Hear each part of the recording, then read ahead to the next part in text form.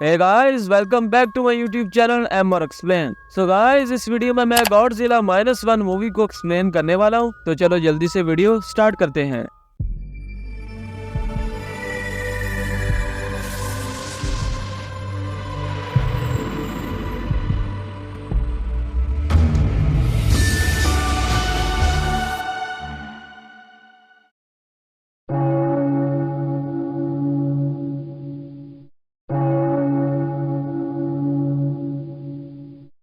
Guys, movie start होती है 1945 से, जहाँ हम देखते हैं कि सेकंड वर्ल्ड वॉर के बाद जापानीज कुछ सोल्जर्स अपने प्लेन के साथ एक अनजान जगह पर लैंड करते हैं। उस जगह का नाम था ओडो आइलैंड।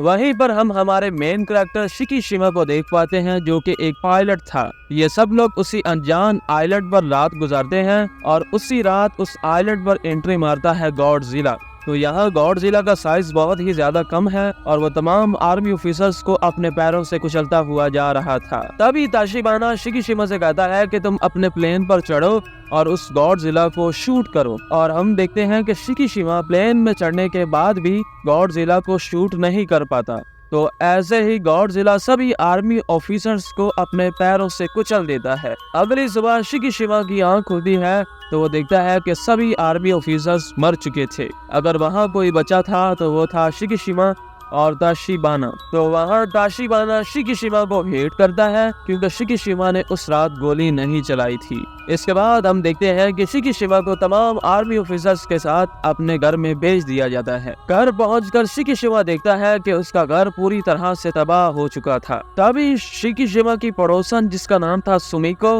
वो शिकीशिमा को बताती है कि जंग में तुम्हारे मॉम डैड नहीं बच पाए। जो सुनकर शिकीशिमा को बहुत ही ज्यादा दुख होता है। ऐसे ही एक दिन शिकीशिमा मार्केट में अकेला बैठा था। तभी हम नोरिको नाम की लड़की को देखते हैं जो भाग रही थी। उसके पीछे लोग पड़े थे और नोरिको के हाथ में थी एक छोटी सी बच्ची। जल्दी से नोरिको वो बच्ची शिकीशिमा के हाथ में थमाकर वहां से भाग जाती है। काफी लंबे इंतजार के बाद नोरिको वहां आती है और शिकीशिमा से वो बच्ची ले लेती है। इसके बाद शिकीशिमा अपने घर को चल देता है और नोरिको उस बच्ची के साथ शिकीशिमा का पीछा करती है। तो वहाँ मजबूरन शिकीशिमा को नोरिको और उस बच्ची को अपने घर में जगह देनी पड़ती है। शिकीशिमा के पूछने पर नोरिको बताती है कि मेरा नाम है नोरिको और ये बच्ची मेरी नहीं है। जंग के दौरान इसकी माँ ने मरते हुए इस बच्ची को मेरे हाथ में थमा दिया था। और इसी के साथ नोरिको बताती है कि इस बच्ची का नाम मैंने अकीको रखा है। क्योंकि शिकीशिमा अकेला फील करता था तो वो नोरिको और उस बच्ची अकीको को अपने घर में रहने देता है। ये सब लोग मिलकर उस बच्ची अकीको को पालते हैं और वहाँ इनकी मदद इनकी पड़ोसन सुमिको भी करती है। इसके बाद डायरेक्ट सीन शिफ्ट होता है 1946 में, जहाँ हम देखते हैं कि शिकीशिमा को एक बोट पर शूटर की जॉब मिल जाती है। शिकीशिमा घर लौटते हुए ये खबर सुनाता है नोरिको। अगली सुबह शिकीशिमा उस बोट पर पहुंचता है जहां पर इसने काम करना था। तो ये वहां पर 3 नए लोगों से मिलता है, जिसमें थे प्रोफेसर केंजी और उसके 2 पंटर। इन सब का काम है उस बोट पर समंदर में जाकर उन तमाम बॉम्ब्स को डिफ्यूज करना जो जंग के दौरान फेंके गए थे। ऐसे ही वक्त गुजरता जाता है और हम देखते हैं कि शिकीशिमा की अपनी टीम के साथ अच्छी जमती है। तो ऐसे ही काम करते करते शिकीशिमा अपना एक नया घर बनाता है, अपनी नई बाइक लेता है और नोरिको और शिकीशिमा मिलकर अकीको की अच्छी देखभाल करते हैं। तो ऐसे ही शिकीशिमा अपनी टीम यानी कि प्रोफेसर केंजी और उसके 2 पंटर्स को अपने घर डिनर पर बुलाता है।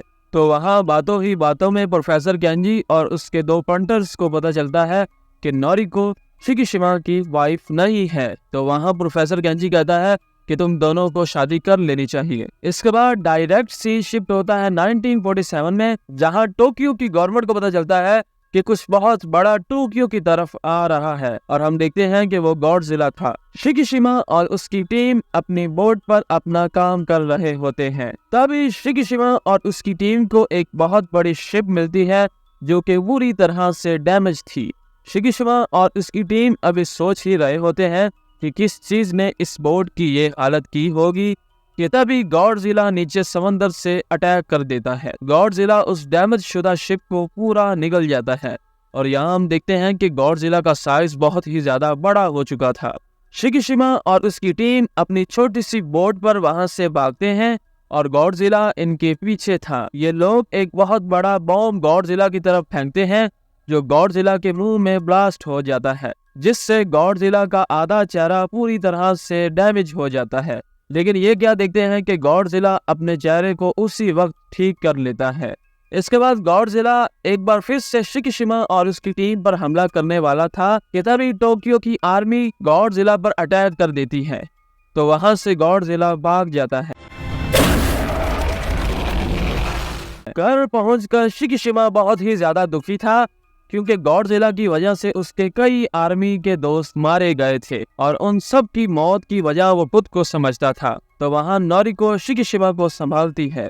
इसके बाद नेक्स्ट सीन में हम देखते हैं कि शिकीशिमा अकीको के साथ घर में अकेला था क्योंकि नोरिको बाजार गई थी। तभी गवर्नमेंट की तरफ से एक इमरजेंसी मैसेज मिलता है जिसमें कहा जा रहा था कि सब लोग अपने घरों में रहें क्योंकि एक बहुत बड़े मॉन्स्टर ने अटैक कर दिया है। गॉडजिला पूरे टोक्यो शहर को बर्बाद करता हुआ आगे बढ़ रहा था और वहीं हम नोरिको को देखते हैं जो एक ट्रेन में थी। गॉडजिला उसी ट्रेन को अपने मुंह से उठा लेता है और नोरिको उस ट्रेन से कूदकर पानी में गिर जाती है। लोग यहाँ वहाँ भाग रहे थे और गॉडजिला सब लोगों को अपने पैरों के साथ कुचलता हुआ आगे बढ़ रहा था। तो वहीं पर नोरिको भी लोगों के साथ भाग रही थी। तो वहीं पर शिकीशिमा नोरिको के पास आता है और नोरिको और शिकीशिमा वहां से मिलकर भागते हैं। इसी सब में गॉडजिला अपने न्यूक्लियर लेजर से अटैक करता है। तो वहां नोरिको शिकीशिमा को धक्का देकर बचा लेती है और वहां नोरिको और बाकी सब लोग गॉडजिला के न्यूक्लियर लेजर की वजह से राख बन जाते हैं। तो वहाँ शिकीशिमा का दिल टूट जाता है और वो नोरिको के लिए बहुत ही जोर से चिल्लाता है और गॉडजिला वहाँ से चला जाता है। इसके बाद हम देखते हैं कि टोक्यो की बची कुची आर्मी और बाकी सब लोग इकट्ठा होते हैं गॉडजिला को मारने के लिए। तो वहाँ प्रोफेसर केंजी इन सब लोगों को अपना एक परफेक्ट प्लान बताता है गॉडजिला को मारने का। उस प्लान के मुताबिक ये सब लोग गॉडजिला के साथ ढेरों सिलेंडर्स को बांध देंगे और वो सिलेंडर्स गॉडजिला को तेजी से पानी के नीचे ले जाएंगे और पानी के प्रेशर से गॉडजिला फट जाएगा। तो वहाँ एक आदमी प्रोफेसर केंजी से कहता है अगर इससे गॉडजिला ना मरा तो प्रोफेसर केंजी बताता है कि तब हमारा प्लान बी स्टार्ट होगा।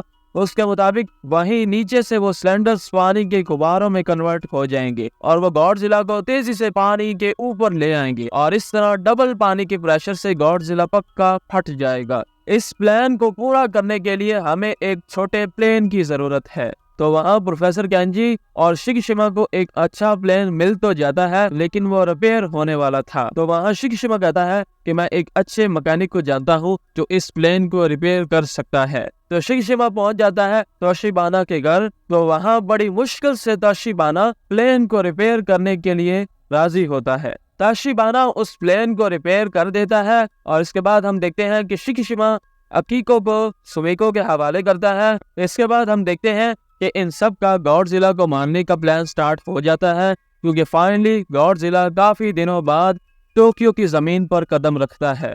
शिकीशिमा उस रिपेयर शुदा प्लेन के साथ गॉडजिला का ध्यान भटकाता है और गॉडजिला को वापस समंदर में लेकर जाता है जहां पर प्रोफेसर केंजी और बाकी सब लोग बड़े बड़े समुद्री जहाजों पर थे। गॉडजिला के समंदर में पहुंचने के बाद प्रोफेसर केंजी और उसके बाकी सब लोग अपने समुद्री जहाजों को स्टार्ट करते हैं और गॉडजिला के गिर्द बहुत बड़ी रस्सी को घुमा देते हैं जिसके साथ गैस के सिलेंडर्स लगे थे।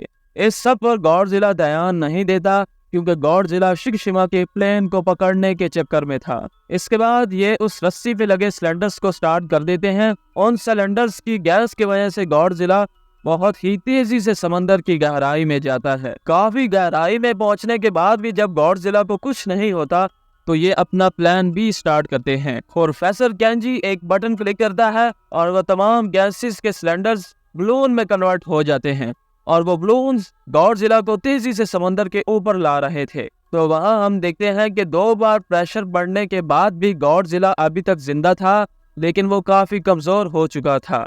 तो वहाँ गॉडजिला अपनी न्यूक्लियर लेजर बीम से प्रोफेसर केंजी और बाकी सब लोगों के समुद्री जहाजों पर अटैक करने वाला था। तो वहाँ प्रोफेसर केंजी और ये सब लोग अपनी मौत को अपनी आंखों से देख रहे थे।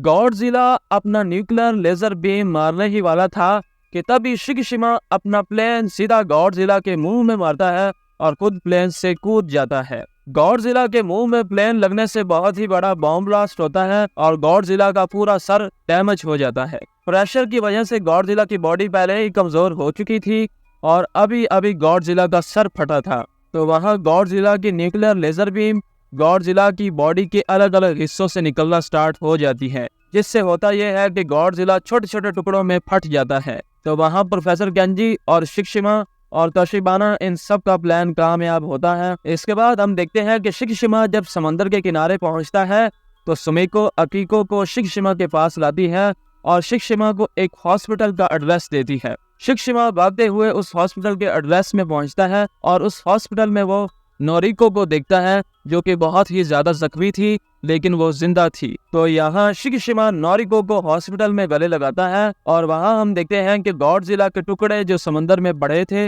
वो फिर से हील हो रहे थे। तो यहाँ गॉडजिला एक बार फिर से जिंदा हो रहा था। तो यहाँ फाइनली हमारी मूवी एंड हो जाती है। सो गाइस, अगर आपको मेरी वीडियो पसंद आई है तो मेरे चैनल को सब्सक्राइब करें और MR की टीम का हिस्सा बने और हमेशा देखते रहिए MR एक्सप्लेन।